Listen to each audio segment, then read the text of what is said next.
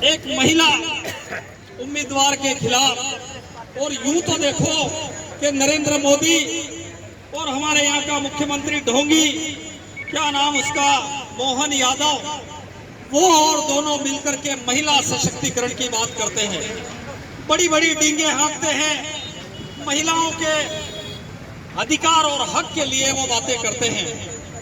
लेकिन वही सरकार के लोग, वही सरकार के कारिंदे एक सीधी सादी भली और ईमानदार नैतिक ऐसी महिला नेत्री मीनाक्षी जी नटराजन के खिलाफ उम्मीदवार उतार देते हैं। उम्मीदवार उतारा और जब उनको लगा कि सारे विधायक का मन है कि मीनाक्षी जी को ही जीता करके हमको भेजना है, तो उन्होंने एक ऐसा आवेदन का बहाना बना करके फॉर्म रिजेक्ट कर दिया। आप हम सब जानते हैं कि वो आवेदन क्या है। जैसा कि अमुक व्यक्ति मल्हारगढ़ में ये जो पान भंडार है, श्रीनाथ पान भंडार, इनका जो मालिक है, जिनको हम प्यार से लाली कहते हैं, उनके खिलाफ किसी ने आवेदन दिया और वो आवेदन लेकर के मल्हारगढ़ के थानेदार रघुवंशी जी के पास पहुंचे। और जब रघुवंशी जी ने उस पर कार्रवाई नहीं करी तो वो आवेदन एक नेता के पास जाकर के दिया। अब पहली बार ऐसा हुआ कि उस नेता के खिलाफ कार्रवाई करके वो फॉर्म रिजेक्ट करने का बहाना बना दिया। ऐसी अगर कार्रवाई होती है तो मेरे कार्यालय पर रोजाना 10-20 आवेदन आ जाते हैं कि थानेदार काम नहीं कर रहा है, तहसीलदार काम नहीं कर रहा है, कलेक्टर गटर मस्ती कर रहे हैं, कहीं पर भी कोई सुनवाई नहीं हो रही है। कहीं किसान परेशान, कहीं मजदूर परेशान, कहीं आम आदमी परेशान। ऐसे समय में मुझे 10-20 आवेदन रोज आकर के लोग दे देते हैं। अगर ऐसी कार्रवाइयां हुई तो मुझे लगता है कि ये देश लोकतांत्रिक देश ही रहेगा। इस देश को आजाद कराने के लिए, इस देश का लोकतंत्र लाने के लिए बड़ी कुर्बानी हमारे महापुरुषों ने दी। चाहे महात्मा गांधी हो, चाहे भगत सिंह हो, चंद्रशेखर हो, बाबा साहब अम्बेडकर हो, सरदार वल्लभ भाई पटेल हो, मौलाना आजाद हो, सारे महापुरुषों ने मिलकर के, अनगिनत लोगों ने मिलकर के जिस प्रकार से इस देश की आजादी हम लोगों को दिलाई, बाबा साहब अम्बेडकर के नेतृत्व में भारत का संविधान बना और उस संविधान में यह व्यवस्था हुई कि चाहे ताकतवर आदमी हो, चाहे करोड़पति हो, चाहे रोडपति हो, हर व्यक्ति का बराबर का वोट का अधिकार है, हर व्यक्ति को चुनाव लड़ने का अधिकार है। लेकिन इस देश का दुर्भाग्य देखिए, इस देश की सत्ता देखिए, इस देश का अहंकारी, जिस प्रकार से रावण को अहंकार था, उस प्रकार की जो भारतीय जनता पार्टी की सरकार को देखिए कि उस सरकार ने उस जो है रास्ता है वही रोकने का काम किया। हम देखते हैं मध्य प्रदेश में कि उन्होंने सोसाइटियों के चुनाव में जबरदस्ती गुंडागर्दी करके लोगों के फार्म निरस्त करके सोसाइटियों पे कब्जा कर लिया। आज हम देखते हैं कि कई सोसाइटियों के माध्यम से लोगों को मिलने वाला गेहूं, लोगों को मिलने वाला खाद, लोगों को मिलने वाला केरोसिन सोसाइटी के लोगों द्वारा दबा दिया गया। उसका मात्र कारण यह है कि मध्य प्रदेश में सोसाइटियों के चुनाव गुंडागर्दी से हुए। हम मंडी में जाते हैं, मंडी चूंकि किसानों की होती है और कृषि उपज मंडी में हम देखते हैं कि मंडी में किसान का प्रतिनिधित्व होता है। जब किसान को तकलीफ आती है तो मंडी अध्यक्ष उसकी समस्याएं सुनता है। लेकिन इस सरकार ने लंबे समय से मंडी के चुनाव कराना बंद कर दिए। यहाँ की जो एसडीएम है वो कब्जा कर करके बैठ गई है। ऐसे के ऐसे पूरे मध्य प्रदेश के एसडीएम को जो है कब्जा करने के लिए मंडियां उनको चरने के लिए उनके हवाले कर दिए। किसान का प्रतिनिधित्व नहीं होने दे रहे। मेरा सभी साथियों से अनुरोध है कि ये तो इनकी झलक है। यहाँ से करते करते ये लोग सीधा विधानसभा और लोकसभा तक पहुंच गए। विधानसभा में आपने देखा होगा कि इस प्रकार से यहाँ का जो डिप्टी सीएम है वो इस क्षेत्र के लोगों को लूटने के लिए, इस क्षेत्र के लोगों को जो है किसानों को बर्बाद करने के लिए किस प्रकार से धन बल का प्रयोग करता है।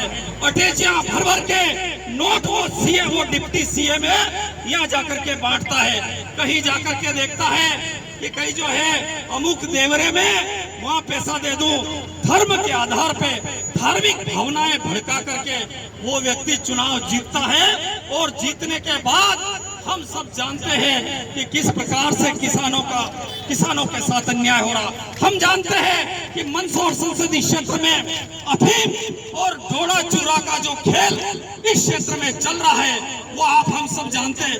एक आदमी को पकड़ा, 10 लोगों से पैसे ले रहे। जितने थानेदार, जितने पुलिस वाले जब आते हैं इस क्षेत्र में तो साइकिल लेकर के आते हैं और जब यहाँ जाते हैं तो मर्सिडीज गाड़ियां और ट्रक भर भर के माल ले जाते हैं। अगर इन लोगों के खिलाफ, अगर इनके ऊपर अगर छापा पड़े तो मुझे लगता है करोड़ों अरबों रुपये निकलेंगे।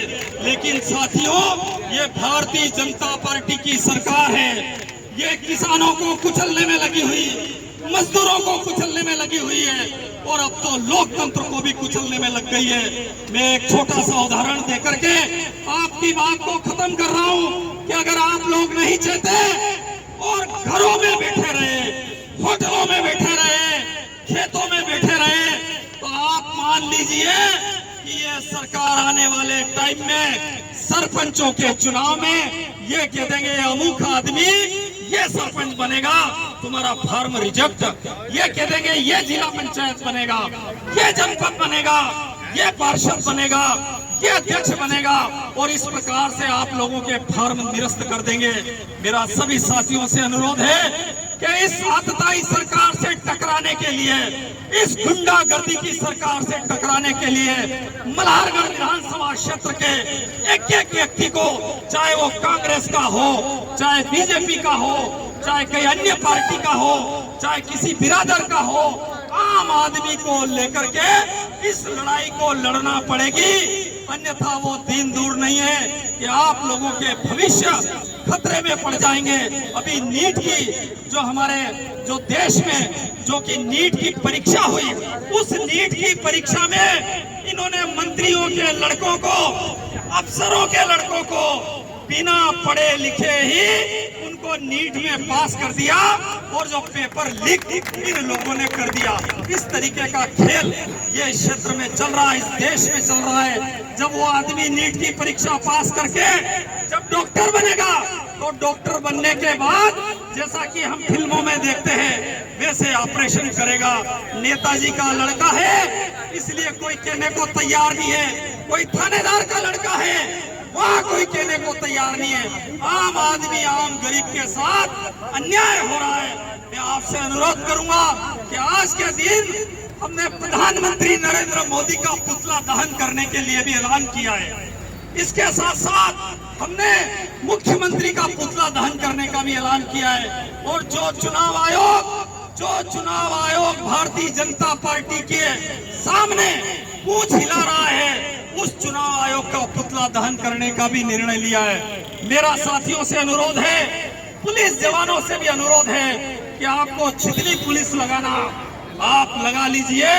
मुझे इन कार्यकर्ताओं पे और मल्हारगढ़ विधानसभा क्षेत्र के प्रत्येक कार्यकर्ता पे भरोसा है कि आपकी छीना झपटी में इन तीनों ही आतताइयों का पुतला दहन प्रतीकात्मक रूप से यहाँ पर किया जाएगा।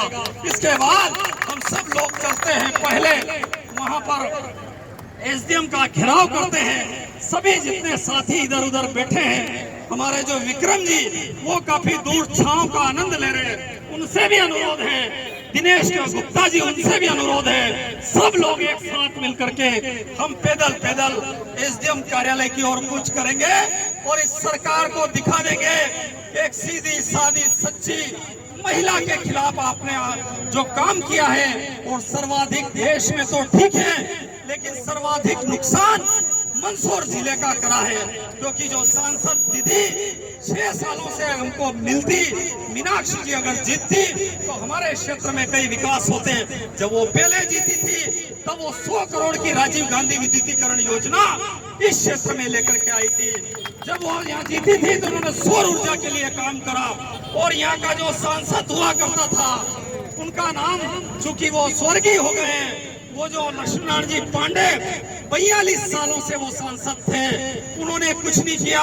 हमारा पास में भरा हुआ था गांधी सागर बांध, लेकिन वहां से पानी नहीं आ रहा था। कभी हमारे विधायक जाते थे, हमारे जनप्रतिनिधि जाते थे तो